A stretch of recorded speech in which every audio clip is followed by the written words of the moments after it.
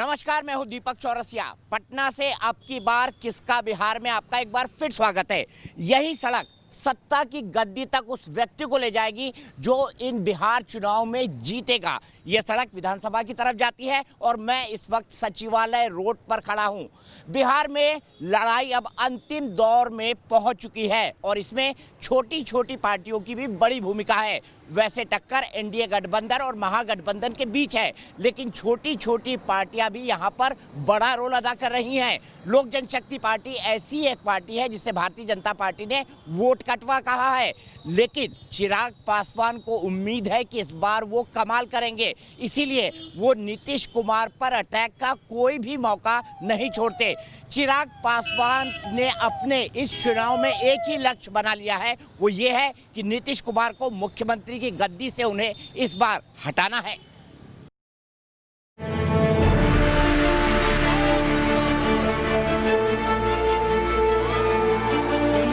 चिराग पासवान के लिए ये साख की लड़ाई है। रामविलास पासवान का चिराग उनके विरासत को किस मुकाम पर ले जाएंगे, इसका फैसला इस चुनाव में होने वाला है। इसके लिए चिराग ने एक नारा भी गढ़ा है। बिहार चुनाव में एक राजनीतिक शख्स की कमी बेहद महसूस हो रही है। वो है दलित विचारों के सबसे बड़े चिंतक माने जाने वाले और दलितों के बहुत बड़े नेता रामविलास पासवान, जो कि पूर्व केंद्रीय मंत्री भी हैं। उनके बेटे चिराग पासवान बिहार फर्स्ट, बिहारी फर्स्ट नाम के नारे से चुनाव लड़ रहे हैं और सीधी टक्कर दे रहे हैं जनता दल यूनाइटेड और नीतीश कुमार को। चिराग, क्या आपको लगता है कि अकेले चुनाव लड़ने वाला दांव आपके हिसाब से सही बैठा? क्योंकि एक फेस की पोलिंग का आकलन आप देख चुके हैं और मोटे तौर पे अब समझ आ गया है कि गणित किस तरफ जा रहा है। जी बिल्कुल, मेरी कल रात भर मेरे तमाम प्रत्याशियों से मेरी बात हुई और जिस तरीके का उत्साह उनकी आवाज़ में है और जिस तरीके की खुशी की लहर लोजपा के कार्यकर्ताओं में है, डेफिनेटली यस, फर्स्ट फेज की पोलिंग ने मेरे विश्वास को और ज़्यादा गहरा किया। बिहार के चुनाव में एलजेपी की हैसियत क्या है, चिराग को बखूबी मालूम है। उनका एजेंडा साफ है, हम जीते ना जीते नीतीश को नहीं जीतने देंगे। चिराग पासवान नीतीश कुमार पर तीखा हमला कर रहे हैं। मेरा विश्वास मेरे से प्रधानमंत्री पर है। मैं इस गठबंधन का हिस्सा भी 2014 में भी मेरे पास, दीपक जी आप जानते हैं, ये विकल्प था। उस वक्त भी मुख्यमंत्री अलग हुए थे, प्रधानमंत्री जी का हाथ छटक कर चाहता तो मैं उस वक्त भी मुख्यमंत्री के साथ जा सकता था। मैंने चुना कि मैं प्रधानमंत्री जी के साथ जाऊँगा और उस वक्त भी उस गठबंधन में जाने का सिर्फ एकमात्र कारण मेरे प्रधानमंत्री आज के नरेंद्र मोदी जी। ज्यादातर गठबंधन का हिस्सा रही है एलजेपी। सालों बाद लोक जनशक्ति पार्टी अकेले चुनाव लड़ रही है। वोट कटवा की भूमिका में एलजेपी का क्या असर होगा, बिहार चुनाव की जीत और हार में ये बेहद अहम होगा। 2005 में एलजेपी ने अकेले चुनाव लड़ा था। फरवरी 2005 के चुनाव में एलजेपी को 12.6% वोट मिले थे और 33 सीटें हासिल हुई थी। अक्टूबर 2005 में हुए चुनाव में एलजेपी ने 11.1% वोट के साथ 10 सीटें जीती थी। 2005 में बिहार में सरकार बदली थी। एलजेपी के वोट शेयर की वजह से 2005 में 15 साल पुराने लालू राज का खात्मा हो गया था। नीतीश के खिलाफ वही भूमिका निभाना चाहते हैं चिराग। वो तो मुझे लगता है कि फर्स्ट फेज ने ही क्लियर कर दिया कि दोबारा मौजूदा मुख्यमंत्री कभी दोबारा प्रदेश के मुख्यमंत्री नहीं बनेंगे और दूसरा कि हम लोग भाजपा और लोजपा मिलकर सरकार बनाएगी, इस बात को भी लेकर अब कोई संदेह नहीं है। 2005 में लालू और रामविलास पासवान केंद्र में यूपीए सरकार का हिस्सा थे, लेकिन बिहार में उन्होंने अकेले चुनाव लड़ा था। फिर वही स्थिति है, केंद्र में एनडीए सरकार का हिस्सा होने का दावा करती है एलजेपी, लेकिन 2005 में रामविलास पासवान ने जो लालू के साथ किया था, क्या चिराग वही नीतीश के साथ दोहरा पाएंगे? पटना से दीपक चौरसिया के साथ टीम न्यूज नेशन। 15 साल तक लगातार सत्ता में रहने के बाद भी भारतीय जनता पार्टी ने नीतीश कुमार पर ही दांव लगाया है। एनडीए का चेहरा नीतीश कुमार हैं। यहां यह भी माना जा रहा है कि नीतीश कुमार के पीछे एंटी इनकम्बेंसी हो सकती है, इसीलिए भारतीय जनता पार्टी अपने प्रचार में सिर्फ प्रधानमंत्री नरेंद्र मोदी का चेहरा इस्तेमाल कर रही है। लेकिन भारतीय जनता पार्टी इन चुनाव में 15 साल के लालू राज और 15 साल के नीतीश राज की परीक्षा करने के लिए जनता को कह रही है। उनका इस चुनाव में नारा है 15 साल का लालू और राबड़ी का जंगल राज वर्सेस 15 साल का नीतीश कुमार का मंगल राज। ये जंगल राज के युवराज से बिहार की जनता पुराना ट्रैक रिकॉर्ड के आधार पर और क्या अपेक्षा कर सकती है। बिहार में जंगल राज वर्सेज मंगल राज के नारों का शोर है। 15 साल से नीतीश कुमार सत्ता में है, लेकिन चुनावी रण में चर्चा 15 साल पहले के लालू राज की हो रही है। कल एक जेडीयू के कार्यकर्ता ने कहा शो के दौरान कि ये जंगल राज वर्सेस मंगल राज का चुनाव है। क्या आपको लगता है ये चुनाव जंगल राज वर्सेस नीतीश कुमार के शासन का है? गलत क्या है दीपक जी, आप देश के बहुत बड़े टीवी के पत्रकार हैं, आपने बिहार को देखा है। मैं पिरमोहानी मोहल्ले में पैदा हुआ था, आजकल रहता हूँ बोरिंग रोड में, मेरा बचपन यहीं गुजरा है। घूमिए पटना में डीलाल संस थी फ्रेजर रोड पर, कितनी दुकानें थी जबरन सेल डीड करके बिकवा दी गई। क्या यहाँ 6-7 बजे के बाद लोग निकल सकते थे क्या? मोटरसाइकिल छिनती थी। मैंने आपके सामने सवाल किया ना। तो ये है खौफ का मंजर। याद है ना, किसी के यहाँ शादी होती थी तो साले बहनोई लोग जबरन गाड़ी छीन लिया करते थे टाटा कंपनी से। वो सब दिन चले गए। आज शांति है, नरसंहार नहीं है।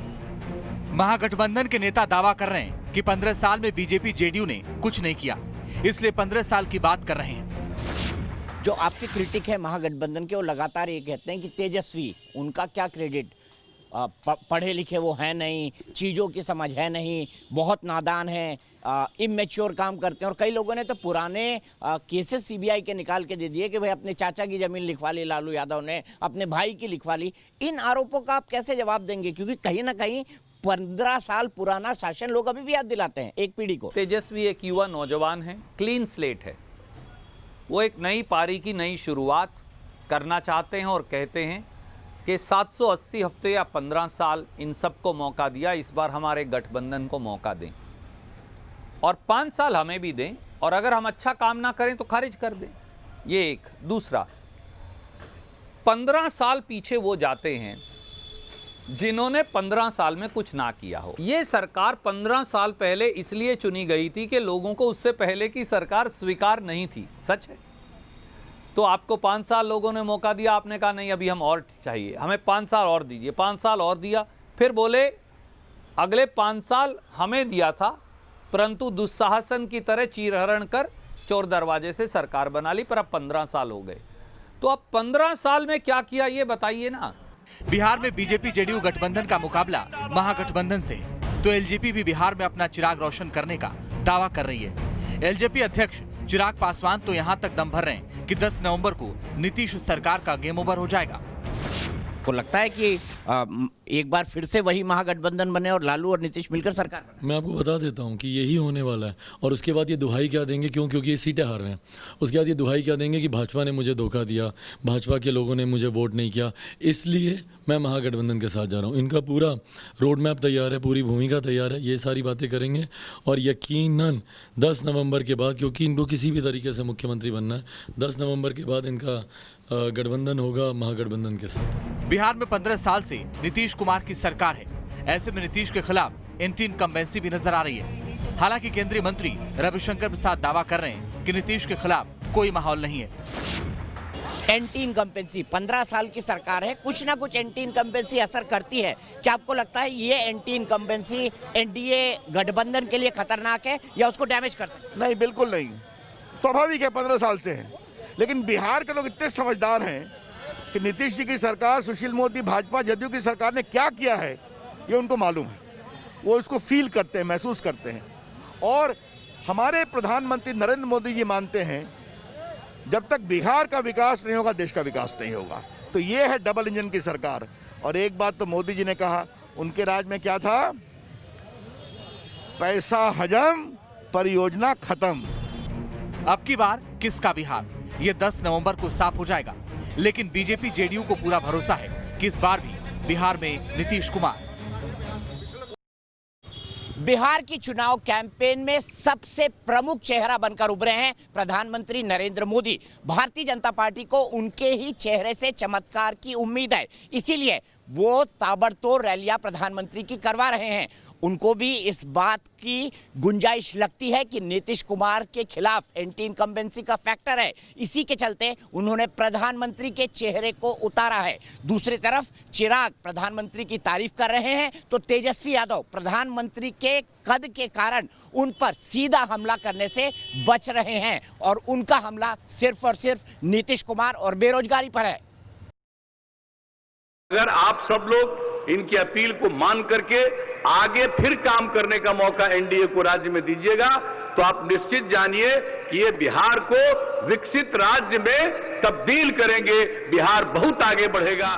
इस चुनाव में नरेंद्र मोदी पर कितने निर्भर हैं नीतीश कुमार, इस भाषण से इसका एहसास हो रहा है। पटना की सड़कों पर पटे बीजेपी के पोस्टर के अलावा चुनावी रैलियों में ये साफ नजर आता है कि एनडीए और खुद नीतीश कुमार के लिए पीएम नरेंद्र मोदी कितने महत्वपूर्ण बन गए हैं। सियासी जानकारों का कहना है कि बिहार में कांटे की टक्कर है। नीतीश कुमार को 15 साल की एंटी इनकम्बेंसी का सामना करना पड़ रहा है। ऐसे में बिहार बीजेपी और एनडीए पीएम मोदी से करिश्मे की उम्मीद कर रहा है। कहने को तो ये बिहार का विधानसभा चुनाव है, लेकिन बीजेपी और जेडीयू लोकल मुद्दों के बजाय पीएम की क्रेडिबिलिटी को भुनाने में जुटी है। हालात ऐसे हो रहे हैं कि बीजेपी के पोस्टर से नीतीश कुमार गायब हो रहे हैं। पोस्टर में नीतीश के नहीं होने को लेकर विवाद है, वहीं बीजेपी पूरे मुद्दे पर सफाई दे रही है।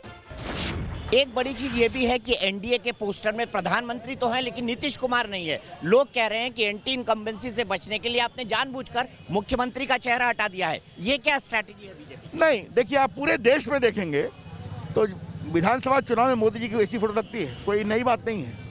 और प्रधानमंत्री नीतीश जी के साथ प्रचार कर रहे हैं कि नहीं? कल उन्होंने नीतीश जी को अपना मित्र तक कहा है, अच्छे काम की तारीफ की है। तो आप लोग हमेशा भविष्य को देखिए, ये मैं आपसे कहना चाहता हूँ। बिहार में सियासत का अजीबोगरीब खेल देखने को मिल रहा है। नीतीश पूरी तरह पीएम मोदी पर आधारित नजर आते हैं। वहीं नीतीश को हराने की मुहिम में जुटे चिराग पासवान भी नरेंद्र मोदी की कस्में खा रहे हैं। एलजेपी में मोदी तुझसे बैर नहीं, लेकिन नीतीश तेरी खैर नहीं का नारा गूंज रहा है। भाजपा ये कह रही है कि चिराग मान ना मान मैं तेरा मेहमान हो गया। उन्होंने ये भी कहा कि भाई हमारा गठबंधन तो हम वीआईपी, जनता दल यूनाइटेड और भारतीय जनता पार्टी का है। इतने कैटेगोरिकल वर्ड्स के बाद आपको भी लगता है कि मतदाताओं के मन में ये होगा कि वाकई चिराग बीजेपी की मदद करेंगे आगे चलकर? थोड़ा सा और कैटेगोरिकल कर देते इसको, इतना भी क्लियर कर दें कि कितनी भी ज़रूरत होगी वो चिराग पासवान का समर्थन 10 नवंबर के बाद नहीं लेंगे। बोल दें भाजपा के नेता इस बात को कैटेगोरिकली। ये लोग जो लोग ये सारी बातें बोलते हैं या मेरे ऊपर जो लोग आरोप लगा रहे हैं, मेरे ऊपर जो लोग बोल रहे हैं भाजपा में, ये लोग सिर्फ अपने और अपने व्यक्तिगत हित के लिए ये सारी बातें, ना इन्होंने कभी प्रदेश की चिंता की, ना इन्होंने कभी अपनी पार्टी की चिंता की। और ये बातें निरंतर, मैंने जेपी नड्डा जी को, मेरा एक लेटर भी मीडिया में है, बाहर है, सर्कुलेट है, 6 पन्ने का। मैंने अलायंस तोड़ने से, अलग होने से पहले मैंने वो लेटर लिखा था। और उसमें मैंने तमाम इन चीज़ों का जिक्र किया कि किस तरीके से कुछ भाजपा के नेता ही ऐसे हैं जो मुख्यमंत्री के सामने इतने ज़्यादा नतमस्तक हो गए कि वो प्रधानमंत्री जी को अपना नेता मानने से ज़्यादा मुख्यमंत्री को वो लोग अपना नेता मानते हैं, भाजपा में होने के बावजूद। तो जिस तरीके से उन लोगों के बयान आते हैं वो डेफिनेटली यस, अपने व्यक्तिगत हित की वो लोग चिंता ज़्यादा करते हैं। बट बहरहाल मेरा विश्वास मेरे से प्रधानमंत्री पर है। बिहार में पीएम मोदी की विश्वसनीयता और उनकी लोकप्रियता ऐसी है कि महागठबंधन के सीएम पद के उम्मीदवार तेजस्वी यादव भी सीधे उन पर अटैक करने से बच रहे हैं। पटना से दीपक चौरसिया के साथ टीम न्यूज़ नेशन। क्या बिहार में इस बार बदलाव की बहार है? ये सवाल इसलिए क्योंकि तेजस्वी यादव की रैलियों में अच्छी खासी भीड़ आ रही है। भले से इस चुनाव से लालू यादव पूरी तरह से गायब हों, लेकिन तेजस्वी ने आरजेडी और महागठबंधन की तरफ से पूरा भार संभाल रखा है। तेजस्वी ने अपनी लीडरशिप को धीरे धीरे आरजेडी में स्थापित किया है और वो इन चुनाव में महागठबंधन का चेहरा बनकर उभरे हैं।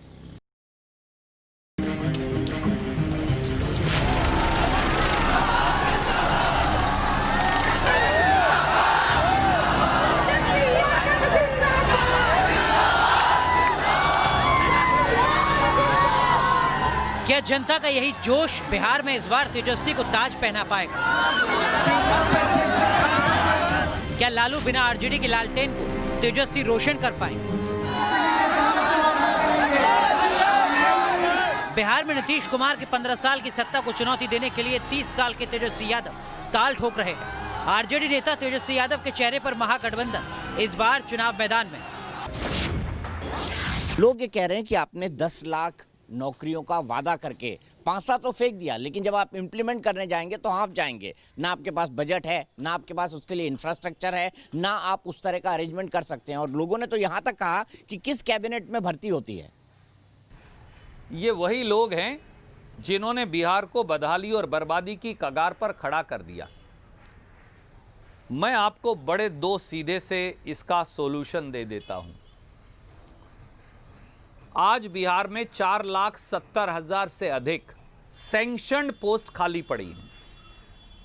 उनको नीतीश कुमार और सुशील मोदी की सरकार ने भरा नहीं। कैबिनेट की पहली बैठक में हम ये 5 लाख पद भरने का निर्णय कर देंगे। 5 लाख रोजगार तो यही हो गए। और मुझे बताइए, अगर बिहार का युवा और युवती बेंगलोर का आईटी हब चला सकता है, गुड़गांव में हमारा प्रांत है हरियाणा, वहाँ 2 लाख बच्चा काम करता है बिहार का, गुड़गांव चला सकता है, बम्बई, कलकत्ता और हैदराबाद चला सकता है, तो पटना, मुजफ्फरपुर और पूर्णिया क्यों नहीं?